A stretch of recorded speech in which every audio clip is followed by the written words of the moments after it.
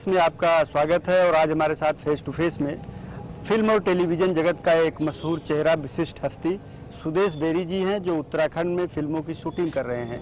Sudesh berry जी कई दशकों से फिल्म जगत में अपनी पैठ बनाए हुए हैं और एक चलता फिरता रंगमंच का एक तरह से इंस्टीट्यूट के तौर पर स्थापित हो चुके हैं।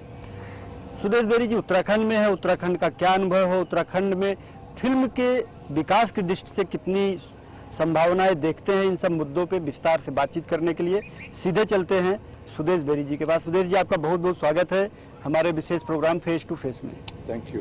तो आप, जैसा कि मैंने बताया, टेलीविज़न और बड़े पर्दे के बड़े चेहरे भी हैं, आप रंगमंच से जुड़े हुए हैं। उत्तराखंड में आप कई दिनों से शूटिंग कर रहे हैं, तो क्या लगा, उत्तराखंड कैसा लगा, कितनी संभावना है यहाँ पे फिल्म विकास की? आपने एक सवाल, आपके एक सवाल के अंदर जो है बहुत सारे सवाल छुपे हुए हैं। पहले तो आपने कहा कई दशकों से, तो मुझे ऐसा लगा कई हजार सालों से मैं भ्रमण कर रहा हूँ, मैं कोशिश कर रहा हूँ स्टार बनने की, लेकिन अभी तक स्टार बना नहीं। दूसरा आपने कहा कि इंस्टीट्यूट है, मैंने कहा इंस्टीट्यूट तो दिलीप साहब अभी गए, और एक जो है इंस्टीट्यूट हमारे अमित जी वहाँ पर हैं, अमिताभ बच्चन जी। तो इंस्टीट्यूट जो है इट्स अ वेरी ऐसा शब्द है जैसे लोग बॉलीवुड का, अभी तक बॉलीवुड का डेफिनेशन नहीं समझ पाए कि जीवन का डेफिनेशन क्या है, प्यार का डेफिनेशन क्या है, बॉलीवुड का डेफिनेशन क्या है और एक्टिंग का डेफिनेशन क्या है। ये वो हुआ। तीसरा, एक सवाल के अंदर एक सवाल ये छुपा हुआ था कि उत्तराखंड में क्या पॉसिबिलिटीज आप देखते हैं सिनेमा की। तो उत्तराखंड एक शब्द में, ये पहाड़ जो है बेसिकली इतना खूबसूरत उत्तराखंड, एक शब्द में इसका जवाब है स्वर्ग। अब हमारे यहाँ प्रचलित है कि यार मेरा ना बहुत अच्छी जगह है, यहाँ पर फिल्म वालों को मत बुलाओ, पूरा गंदा कर देंगे। आप समझ रहे हैं?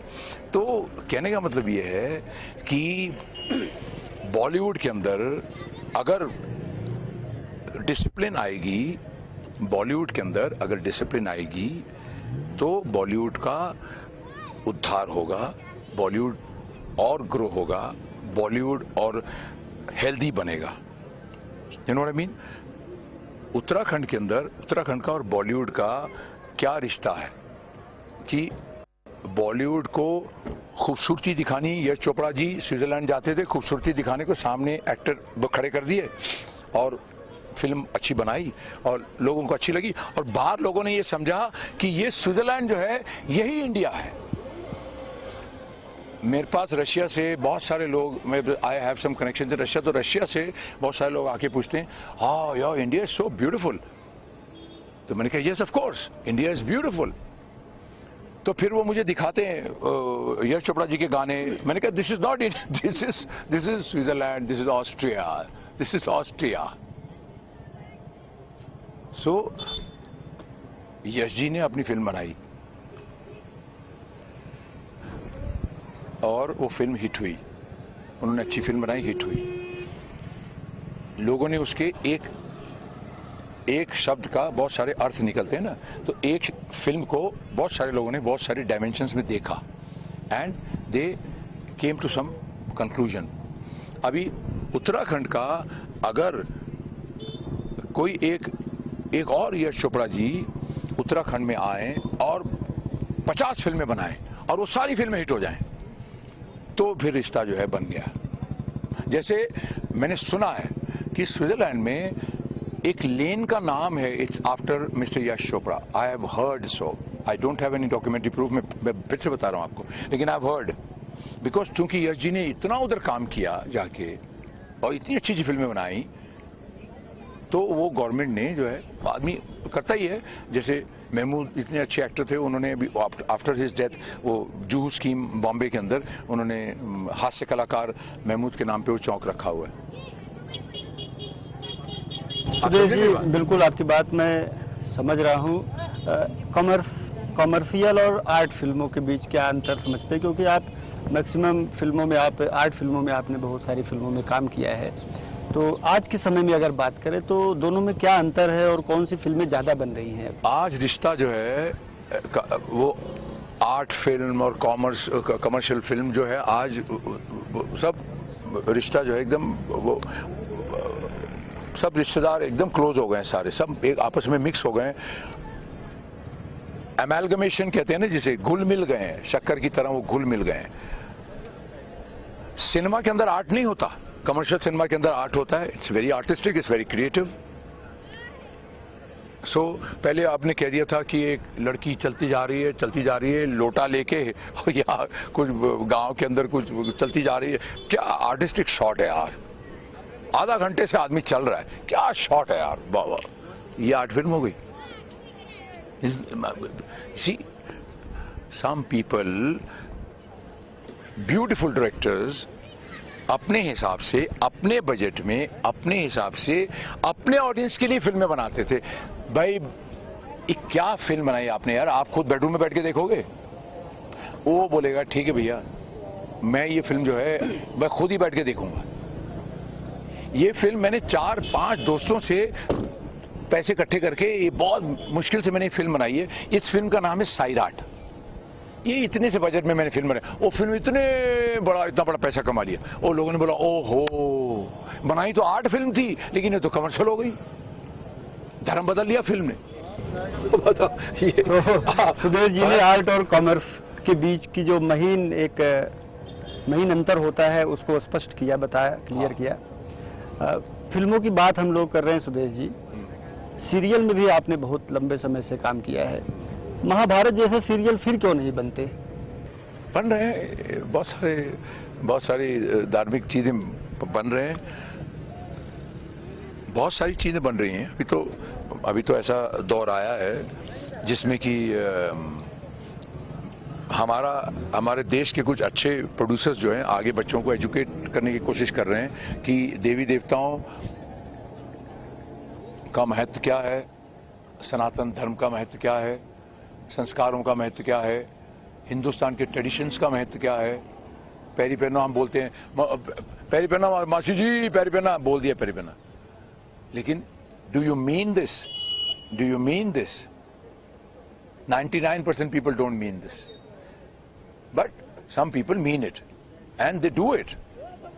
मैंने बहुत सारे, कितने ही धर्म के, अलग अलग धर्मों के लोग देखे मैंने।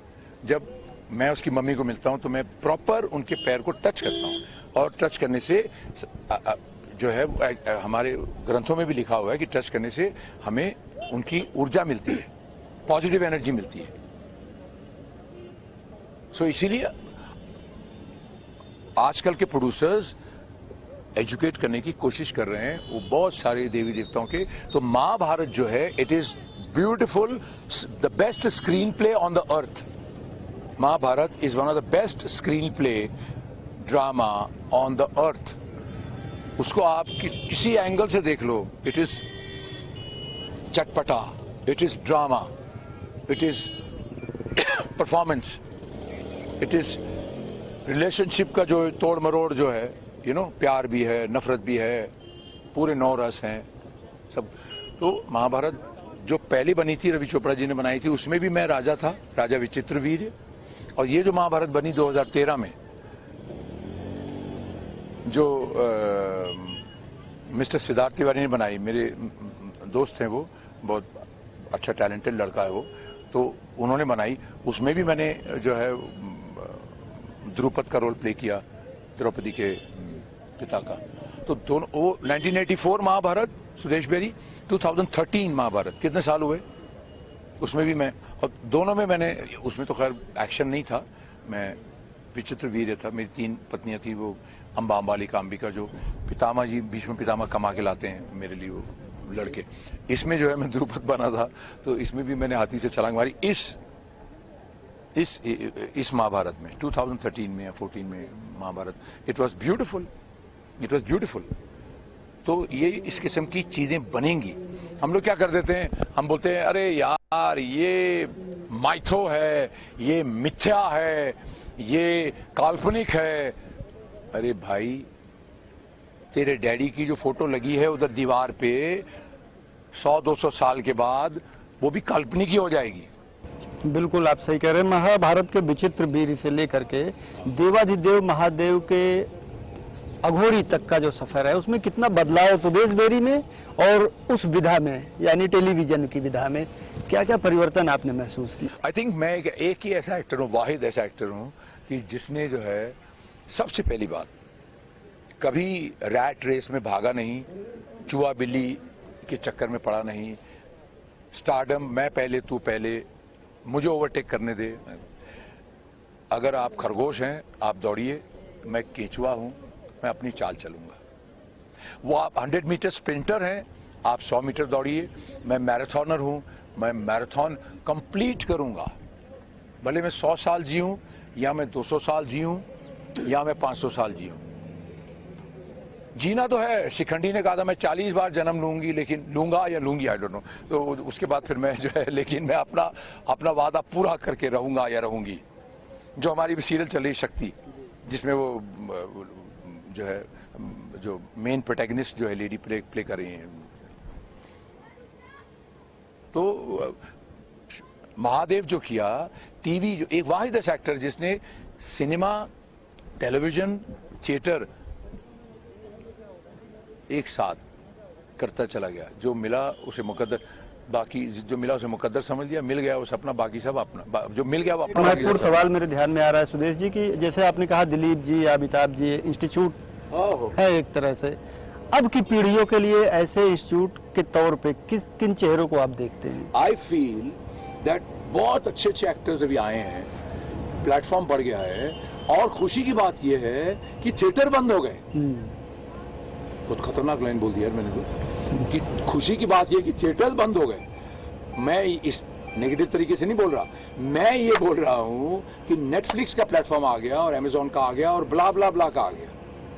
इसी अभी Z5 या बिल्कुल कई सारे प्लेटफॉर्म का मतलब ये है कि बहुत सारे लोगों को, एक्टर्स को चांस मिलेगा, काम करो, प्लेसमेंट बढ़ेगी, घरों के चूल्हे जलेंगे, लोगों के आंसू साफ होंगे, लोगों की जेब में खर्ची होगी जी, टेक्नीशियंस बढ़ेंगे, खुशियां होंगी चारों तरफ। भले प्लेटफॉर्म बाहर के हैं, Z5 तो हमारा है, वो तो एक Z है जो इंडिजिनस है, जिसे हम कह सकते हैं, बाकी तो बाहर वाले हैं। सुदेश जी, या जो भी हो तो बाहर का, लेकिन खुशी की बात यह है क्योंकि थिएटर जो है उसका अपना एक चार्म है, ठीक है, लेकिन जैसे कि आपने कहा था कि सिकुड़ता चला गया, सिकुड़ता चला गया, सिकुड़ता चला गया, सिकुड़ा नहीं है, ये सिकुड़ा नहीं है, ये प्रगति है। और प्रगति का मतलब ये है कि don't waste your time, move forward in life, don't waste your time. Life is not a picnic. Life is a very serious combination of art, science and commerce. Sudesh ji, जिस फिल्म में आप काम कर रहे हैं इसके बारे में कुछ बताइए, क्या कहानी है इसकी? और this is a Punjabi movie and मेरा नाम बैरी है और फिल्म का नाम वैरी है। बेरी एक डंडी, बैरी दो डंडियां, दुश्मन। बेरी मीठा और बैरी जो है वो दुश्मन, जैसे वो हिंदी फिल्म आई थी दुश्मन, तो इसका नाम वैरी है। और पंजाबी जी कहते हैं ना वैरी, आई थिंक आगे इन्होंने रखा है वैरी मेले दा या समथिंग मेलेबल, और maybe they just keep vary.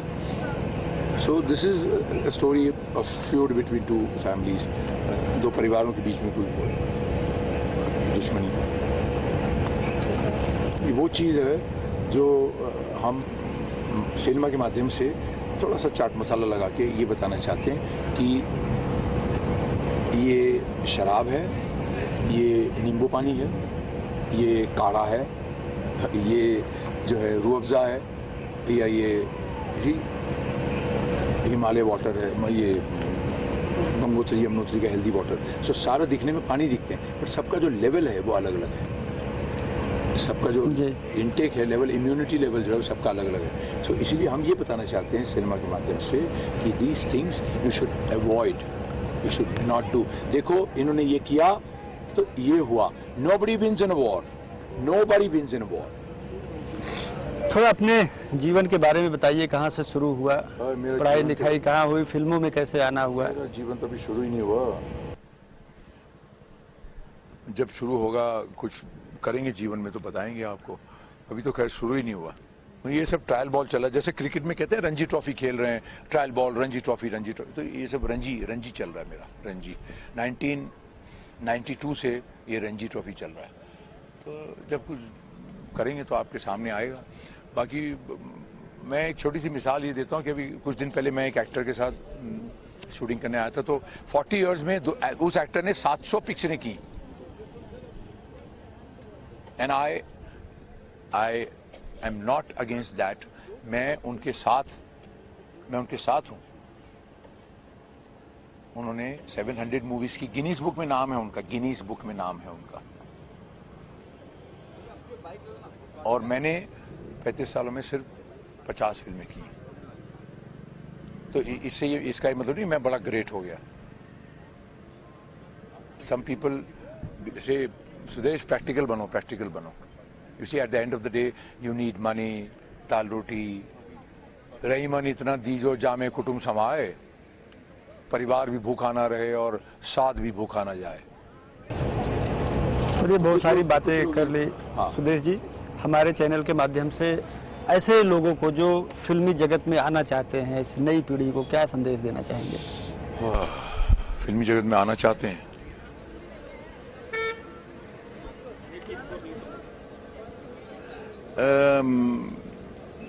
I feel Hindustan में जो लड़का या लड़की स्टार बनना चाहता है वो कॉन्टैक्ट सुदेश बेरी। आप मेरे पास आए, मैं आपको निशुल्क राय दूंगा और पथ भ्रष्ट नहीं करूंगा, रास्ता दिखाऊंगा कि बॉलीवुड किस चिड़िया का नाम है, बॉलीवुड का एक लाइन में डेफिनेशन क्या है, और बॉलीवुड में आपकी कुंडली के माध्यम से आपका सफर कहां तक जाएगा। मैं कोई पंडित नहीं हूं बॉलीवुड का, लेकिन मैं आपको मशवरा दे सकता हूं निशुल्क। तो न्यू कमर को टिप यही है कि न्यू कमर, और अगर जनरल बात करें तो कोशिश कीजिए, कहां बॉलीवुड का सर है, कहां बॉलीवुड का पैर है, कहां बॉलीवुड की आंखें हैं, कहां बॉलीवुड का दिल है, ये तो मुझे भी नहीं पता। बॉलीवुड कौन है, किस चिड़िया का नाम है, ये भी मुझे पता नहीं। आप कोशिश कीजिए, आपकी कुंडली में अगर राजयोग लिखा होगा तो कुछ हो जाएगा, कोशिश कीजिए। लेकिन कोशिश करने के बाद मेरे पास मत आना, वो उतने साल वेस्ट हो जाएंगे। तो वेस्ट हो गए ना आपके, पहले आइएगा, फिर बताऊंगा आपको। मुझे पूछा किसी ने बॉलीवुड का एक लाइन में डेफिनेशन बताइए, तो मैंने कहा चराग तले अंधेरा। क्या कहा मैंने? चराग तले अंधेरा। आप बोलिए, इसको आराम से बोलिए, इसका मीनिंग क्या हुआ? बोलिए क्या बोला मैंने? दीपक तले अंधेरा है। हाँ, अब हिंदी में बॉलीवुड का एक लाइन में डेफिनेशन ये है, चराग तले अंधेरा, कि दुनिया को रोशनी देने वाले, दुनिया को रोशनी बांटने वाले खुद अंधेरे में हैं। ये अंधेरा कब दूर होगा, क्या लगता है? अंधेरा कैसे दूर होगा? अंधेरा is a part of the ब्रह्मांड। अंधेरा कहां से दूर होगा?